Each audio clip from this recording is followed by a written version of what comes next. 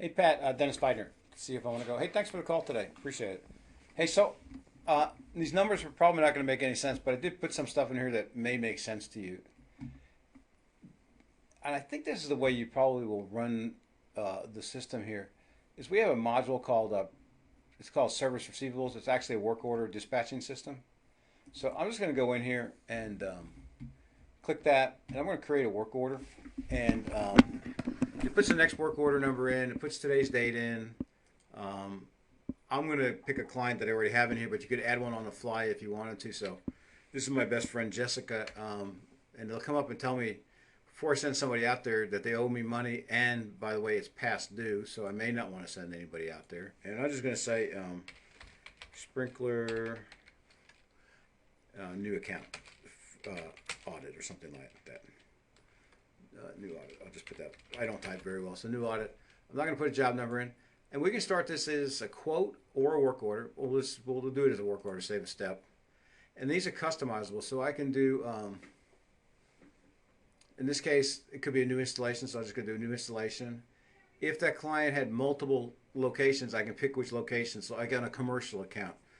If you're doing, and this is a dumb example, but if you're doing a Starbucks and you have 30 of their stores, this would be a way to keep all 30 stores in there so you can dispatch to the correct one. So I'm just going to leave the primary in there. So that's that. The next thing I would do is I would pick who I want to send out there, and I'm going to send my buddy Carlos out. So I'm going to send Carlos out, and I'm going to send him out today, and we're going to send him out at 3 o'clock, and he's probably going to be done at 5, and it's going to take him 30 minutes to get there. This stuff that you're doing today. I mean, somebody's writing this down or telling somebody, but you're doing this. You have to figure out when they're going, where they're going, and what they're going to do. And so at that point, I'm just going to save this real quick, except I forgot to put that in there. So I'm going to make it a prompt call, save that, and then I'm going to go back and look at the dispatch board real quick. And you can see now there's Carlos is scheduled for 5 days, and I've already got him blocked in there. So the nice part about using this is if you get a call, or somebody gets a call, they go right into the dispatch board and they say, hey, I want somebody out Monday morning. Who can you send? I can look right here on Monday morning and see who has time. And actually, I can do a one-day view and go to Monday, and then I can see everybody. In your case, you don't have that many guys, so I would do this and then just pick this out and say, I'm going to send him out from here to here, create the work order, and I'm done. So I'm done doing the work order. So I want to go back to that work order.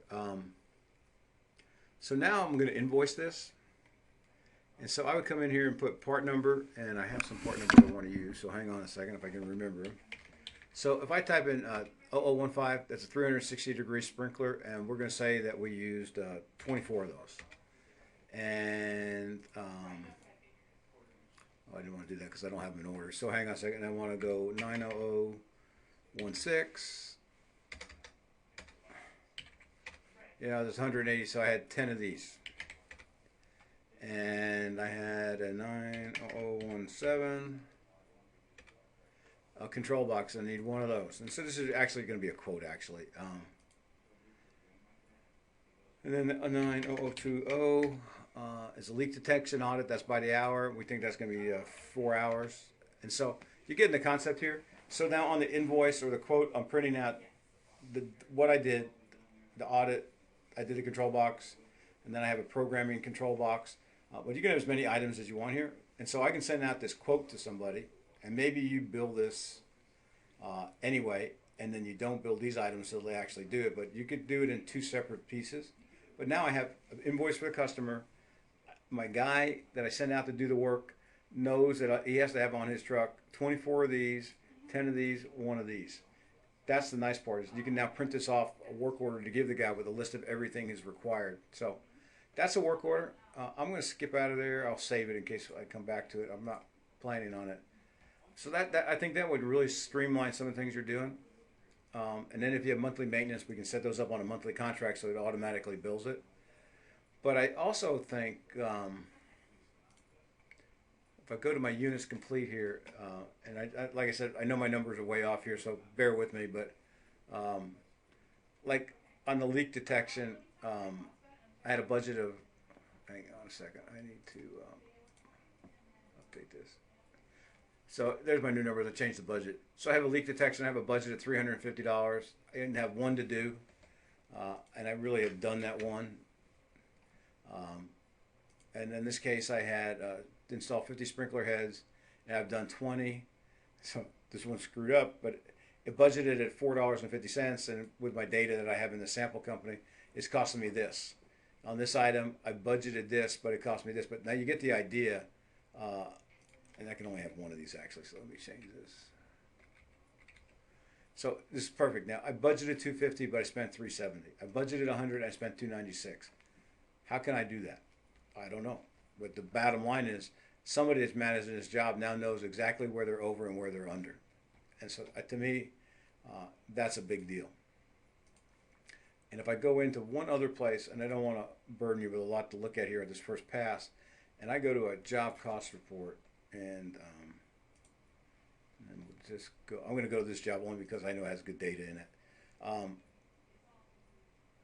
And I scroll down, and I want to look at this item because I spent $2,200 on it. I can click this, and it'll take me right back and show me all of the payroll entries for that, what made up that 22, who it was and what days.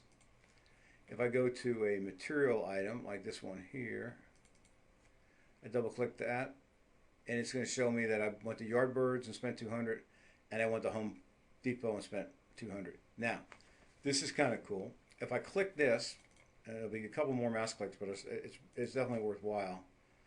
I can go right back to the invoice data entry and see the line items that they entered. Or up here there's a paperclip, and if somebody had scanned in that invoice, because maybe there's 20 or 30 different parts on there, actually scanned in the invoice through a scanner and attached it to this record, I'd click this and I would be able to see that scanned document. To me, that's a big deal, because when I'm over, I want to know what I bought and then ask the guy why he bought it. And so you'll have the ability to drill back to that kind of information within this system. So great job cost, 100 and something reports. Pretty easy to drive once you learn how to use it. Like, if I want to see the dispatch board because I have a phone call right now, I can pull up the dispatch board and scroll through this thing and see where my openings are, who's where. And since you guys have smart devices, the other cool part is, let's say I just took this work order right now, so it's supposed to be out there in about an hour. I can right click this and email this to the technician, which I just did, and it just came in. And so that's what he would get. It would tell him he needs to go see Jessica, he needs to go to this address, he has 2 hours to get it done, and it's a new sprinkler audit, and so he should know what to do. To me, no phone calls, no leaving messages, just a direct email right to his phone. Anyway, Pat, it was an introduction, but it does include all of the accounting. It includes, if you get into large projects, purchase order writing, change orders, great job reporting. Down here, if we get into daily fuel reports where they report their time, and maybe your company's perfect and you won't need this, but it also allows you to manage punch lists. So if you walk a job and you see things that have to be done, or somebody else is, I find one that has some items in it here. Hang on a second.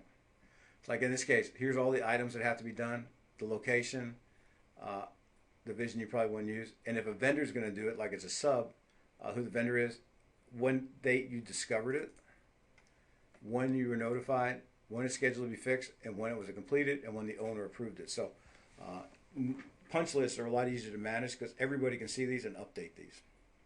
Anyway, again, meant to be an introduction. If it's something you really like, let us know. We'll come out and see you and show you what we have. And then if you want pricing, let me know if you want pricing to buy it or to rent it. The good news is, and literally it hasn't even started. I just cranked some numbers today.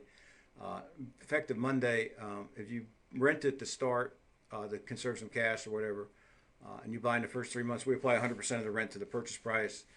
If you buy month 3 to 6, then we apply 75% of what you paid in rent. So you really don't lose anything by going rent first, other than you conserve some cash for 3 to 6 months.